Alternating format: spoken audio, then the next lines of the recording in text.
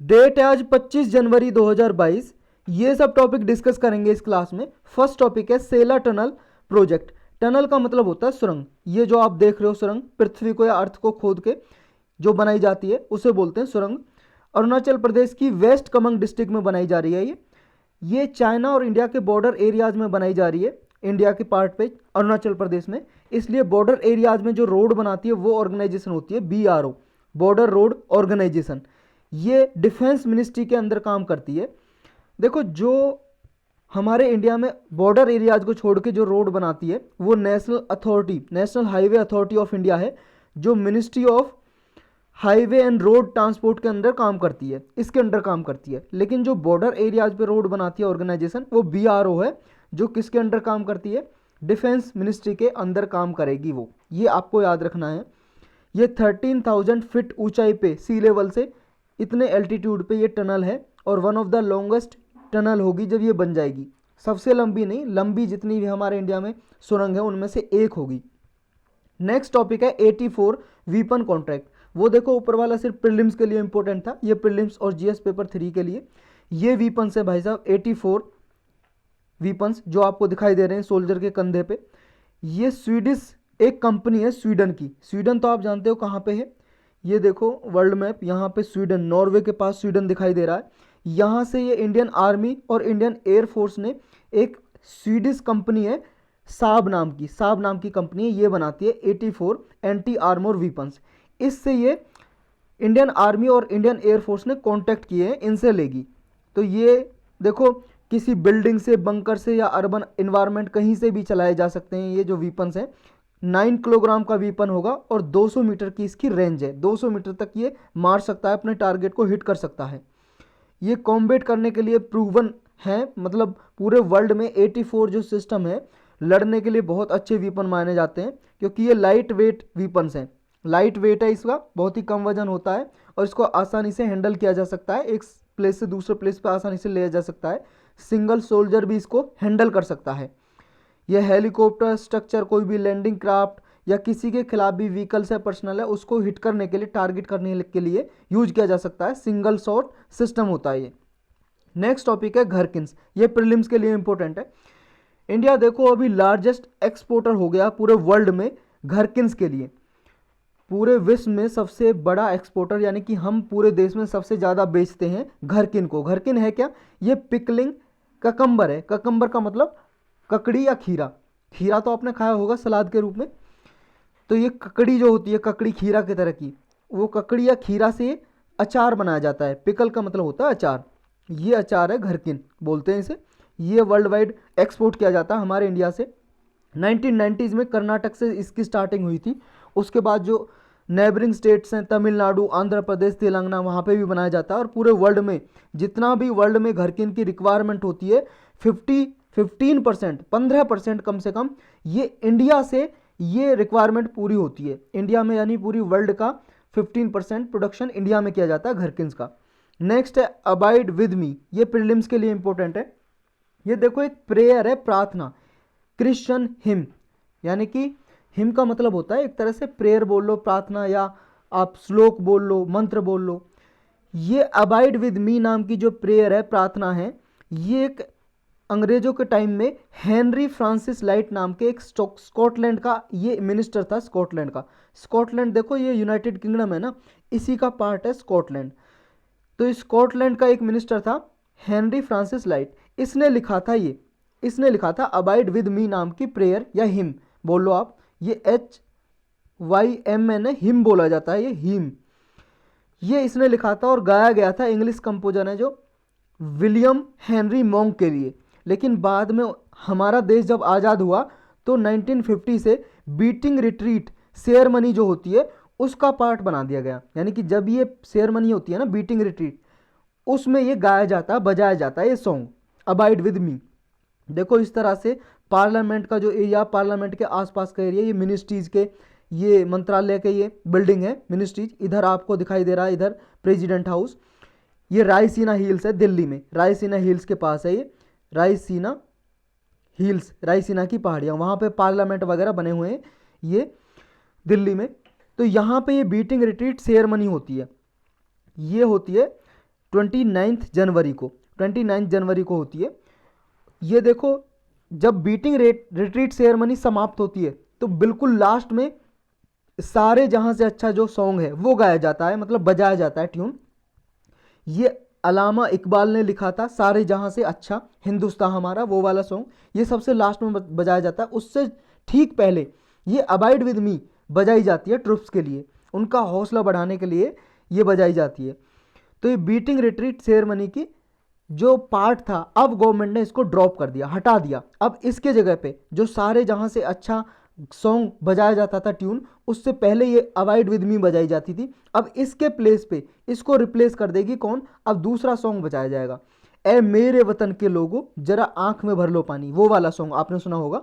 ये कवि प्रदीप ने लिखा था, ये सॉन्ग जब इंडिया चाइना का वार हुआ था ना, सिनो इंडियन वार, यानी कि सिनो चाइना को लिए लिखते हैं, सिनो इंडिया चाइना वार हुआ था 1962 में, उस टाइम पे गाना लिखा था कवि प्रदीप ने, ए मेरे वतन के लोगों। ये 27 जनवरी 1963 को ये कंपोज किया था, यानी कि इसको धुन किसने दी थी, इसके लिए जो म्यूजिक था वो किसने दिया था, सी रामाचंद्र ने। लिखा किसने था, प्रदीप ने। सॉन्ग को ये धुन किसने दी, कंपोज किसने किया, म्यूजिक किसने दिया, सी रामाचंद्र ने। और गाया किसने था, लता मंगेशकर ने। आपने नाम सुना ही होगा, ये फेमस सिंगर है। तो बीटिंग रिट्रीट सेरेमनी क्या होती है, ये देखो, जब रिपब्लिक डे जो सेरेमनी होती है हर साल 26 जनवरी से स्टार्ट होती है, ये इसका एंड माना जाता है बीटिंग रिट्रीट सेरेमनी, जो 29 जनवरी को हर साल होती है, यानी कि रिपब्लिक डे के थर्ड डे पे ये मनाई जाती है, ऑर्गेनाइज की जाती है। और इसको मिनिस्ट्री ऑफ डिफेंस है जो, उसके अंदर जो सेक्शन डी है, ये ऑर्गेनाइज करता है बीटिंग रिट्रीट सेरेमनी को, ये आयोजित करता है section D, ministry of defence का। नेक्स्ट टॉपिक है 2 species of fungi associated with basal stem rot found. देखो, फंगी की ही 2 स्पीसीज मिली हैं, केरल में मिली हैं, केरल के रिसर्चर हैं, उन्होंने खोजी है। ये कोकोनट स्टेम रॉट डिसीज के साथ एसोसिएटेड है। कोकोनट होता है ना जो नारियल का पेड़, उसका स्टेम तना होता है, उस पर मिली है। ये गानोडर्मा की ये जीनस की हैं, यानी कि उसकी फैमिली की हैं। 2 फंगी का जो नाम है, ये गानोडर्मा केरालेंसे, गानोडर्मा स्यूडोप्पा, ये स्यूडोअप्पालाना टम, ये नाम याद करने की जरूरत नहीं है, ये गोनोडर्मा आपको याद होना चाहिए। और कहाँ पे मिली है ये याद होना चाहिए। और कोकोनट के स्टेम पे मिली है ये देखो यहाँ पे, ये कोकोनट का स्टेम है, ये दिखाई दे रही है आपको, ये वाली फंगी देखो, ये वाली फंगी, ये इसमें देखो, ये वाली इधर, इसमें देखो यहाँ पे लगी हुई है, इसमें यहाँ पे और इसमें यहाँ पे, ये वाली फंगी है, फंगस जो कभी दीवारों में भी लग जाती है ना, इस तरह की फंगस है। आपने देखा होगा दीवारें सड़ने लगती हैं, उसमें फंगस लग जाती है और उसका जो लगा होता है पेंट वगैरह झड़ने लगता है दीवारों का, इस तरह की कुछ। ये बेसल स्टेम रोड कोकोनट है, ये डिफरेंट पार्ट्स ऑफ इंडिया में डिफरेंट नेम से जानी जाती है। जैसे आंध्र प्रदेश में ये जानी जाती है गानोडर्मा, केरल में भी गानोडर्मा, ये कर्नाटक में जानी जाती है एनाबरोगा नाम से, और तमिलनाडु में थंजावुर नाम से, थंजावुर विल्ट नाम से। थंजावुर नाम का एक प्लेस है तमिलनाडु में, उसके नाम पे इसका नाम रखा हुआ है फंगी का। नेक्स्ट है Kerala gets its first ever scientific bird atlas. देखो, केरल क्या है, केरल ने अभी तैयार किया है एशिया का सबसे लार्जेस्ट बर्ड एटलस होगा। एटलस का मतलब है मैप बनाया जाएगा कि केरल में कौन सा बर्ड कहाँ पे पाया जाता है, कौन सा पक्षी कहाँ पे पाया जाता है और उसकी कितनी पॉपुलेशन है, सारी जानकारी इस मैप में होगी। ये एशिया का सबसे बड़ा एटलस है, बर्ड एटलस। ये अभी केरल बर्ड एटलस क्रिएट किया गया है।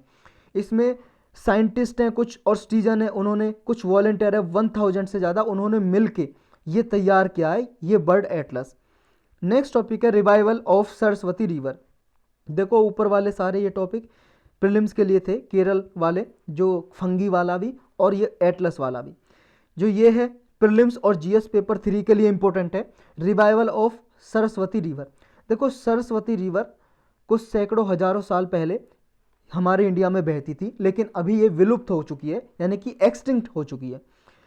ये जो नदन इंडिया में बहती थी, तो अभी इसको रिवाइवल करने का प्लान बनाया है हरियाणा और हिमाचल प्रदेश गवर्नमेंट ने, कि दोबारा से इसको, जो इसका प्लेस था वहाँ पे इसके लिए कुछ खुदाई की जाए, डैम बनाया जाए और इसको दोबारा से इसके लिए प्लेस दिया जाए ताकि बारिश हो, इसमें रिवर में पानी बहे। एक डैम बनाया जा रहा है, ये यमुनानगर डिस्ट्रिक्ट है हरियाणा में, वहाँ पे आदि बद्री नाम पे, आदि बद्री जो प्लेस है वहाँ पे एक बांध बनाया जा रहा है, डैम। इस सरस्वती रिवर को रेजुविनेट करने के लिए, रेजुविनेट मतलब दोबारा से रिवाइव करने के लिए। आदि बद्री जो है ये हरियाणा में हिमाचल प्रदेश के पास सिचुएटेड है, और ऐसा ये मानते हैं कि रिवर का ओरिजिन पॉइंट यहाँ से था। ये देखो यहाँ है आदि बद्री, ये इधर हिमाचल प्रदेश और इधर हरियाणा, इस तरह से ये रिवर बहती थी, ऐसा इनका मानना है, बिलीव करना है। इसके लिए देखो एक कमेटी भी बनाई गई है 2021 में सेंट्रल गवर्नमेंट ने। ये कमेटी अपनी रिपोर्ट देगी कि सरस्वती रिवर के बारे में क्या, ये स्टडी करके फाइंडिंग करके कि क्या इसकी जानकारी है। ये आर्कोलॉजिकल सर्वे ऑफ इंडिया ने 2017 में भी एक कमेटी बनाई थी, और इसने 2019 में एंड हो गया था इसका टर्म, फिर 2021 में दोबारा एक कमेटी बनाई है सेंट्रल गवर्नमेंट ने। आर्कोलॉजिकल सर्वे ऑफ इंडिया आपको पता होना चाहिए क्या है, ये दिल्ली में इसका ऑफिस है, मिनिस्ट्री ऑफ कल्चर के अंडर ये काम करता है, अंग्रेजों के ज़माने से बना हुआ है, लगभग 1860 का। अलेक्जेंडर कनिंघम ने बनाया था इसका, फर्स्ट डायरेक्टर वही था इसका, अलेक्जेंडर कनिंघम। ये जो सरस्वती रिवर है इसके बारे में पढ़ लेते हैं कि इसका प्राचीन काल में एंशियंट इंडिया में क्या इसके स्रोत मिलते हैं, सोर्स मिलते हैं कि ये थी या नहीं थी। देखो ये रिवर है जो हिमालय है, जो हिमालय की पहाड़ियाँ, वहाँ पे देखो ये कपाल तीरथ नाम की एक जगह है, वहाँ से ये ओरिजिनेट होती थी। ये देखो हिमालयाज है जो ये इंडिया में, ये वाला हिमालयन पार्ट, यहाँ पे देखो कपाल तीरथ, यहाँ पे कैलाश रेंज है तिब्बत के पास, कैलाश रेंज के वेस्टर्न साइड में ये ओरिजिनेट होती थी, यहाँ पे कपाल तीरथ है, ये इंडिया और तिब्बत के बॉर्डर के आसपास ये।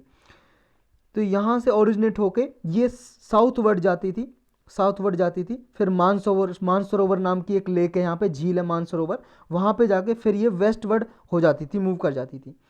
ये देखो यहाँ से हम इसको मिटा लेते हैं, यहाँ से साउथवर्ड जाके फिर ये यहाँ से साउथवर्ड जाएगी, फिर ये वेस्टवर्ड हो जाती थी, थोड़ी वेस्टवर्ड जाके ये हरियाणा, पंजाब, फिर पाकिस्तान से होते हुए राजस्थान, गुजरात, ये वाले प्लेस में ये फ्लो करती थी। इसका फ्लो देखेंगे हम मैप पे देखेंगे। देखो यहाँ से नदन ये हरियाणा, राजस्थान, गुजरात, पाकिस्तान से होते हुए भी रन ऑफ कच्छ में आती थी, 4000 किलोमीटर की इसकी लेंथ थी। ये देखो ये रिवर बह रही है, जो आपको ये वाली ब्लू दिखाई दे रही है, थोड़ी लाइट ब्लू, वैसे तो सारा ही ब्लू है, लाइट ब्लू जो दिखाई दे रहा, ये इसकी एक वेस्टर्न ब्रांच और एक ईस्टर्न ब्रांच बहती थी। ये वाली यहाँ पे आके मिल जाते थे गुजरात पे, फिर ये रन ऑफ कच्छ में आके गिर जाती थी, पाकिस्तान से होते हुए भी आती थी, जो अभी पाकिस्तान का पार्ट है ये, यहाँ से होते हुए गुजरती थी। दो ब्रांच थी, एक तो वेस्टर्न पश्चिम ब्रांच थी और एक ईस्टर्न ब्रांच थी। ये सतलुज से होते हुए, जहाँ से सतलुज निकलती है वहाँ से होते हुए निकलती थी, जहाँ अभी प्रेजेंट घग्गर, पटियाल वाली रिवरलेट्स है वहाँ पे। और एक इसकी ईस्टर्न ब्रांच थी, ये ईस्टर्न ब्रांच लिख लो इसको, एक ईस्टर्न ब्रांच थी सरस्वती की, जो टोंस यमुना की जो ट्राइब्यूटरी है नदी टोंस, वहाँ से होते हुए आती थी। ये मरकंडा और सरस्वती को रिप्रेजेंट करती थी ये रिवर। तो ये पटियाला में आके साउथ में 25 किलोमीटर दूर पटियाला में एक सत्राना नाम की जगह, वहाँ पे ये आके मिल जाती थी, फिर रन ऑफ कच्छ में जाके ये मिल जाती थी, रन ऑफ कच्छ में जाके, जो गुजरात में प्लेस है। हिस्टोरिकल एविडेंस क्या है इसके, प्राचीन समय में जो इतिहास में क्या इसके साक्ष्य मिलते हैं, प्रूफ, एविडेंस मतलब प्रूफ या सबूत। देखो सरस्वती रिवर के ऋग्वैदिक काल में इसके प्रूफ मिले हैं, ऋग्वैदिक जो लिटरेचर लिखे हुए हैं ऋग्वैदिक काल के, तो ऋग्वैदिक रिवर मानी जाती है। लेटर वैदिक में जो बुक या किताबें लिखी हुई थी, या पोस्ट वैदिक काल में जो लिखी हुई हैं, उनमें भी इसके सोर्स मिले हैं लिखे हुए कि ये रिवर बहती थी यहाँ से। बुक नंबर 6 है ऋग्वैदिक काल की, इसमें हिम लिखे हुए हैं नादी स्तुति सुक्ता के नाम से, नादी स्तुति सुक्ता के नाम से जाना जाता है। इसमें सरस्वती की प्रेज की गई है, उसको माता बताया गया, perfect mother, unsurpassed river, supreme goddess के नाम से जाना जाता है सरस्वती रिवर को। लगभग 2000 साल की इसका डेटा मिलता है, 6000 से लेकर 4000 BC के बीच में ये फ्लो करती थी सरस्वती रिवर, जिसको एक ग्रेट रिवर के नाम से जाना जाता था, महान रिवर, महान नदी। तो यही था आज के लेक्चर में।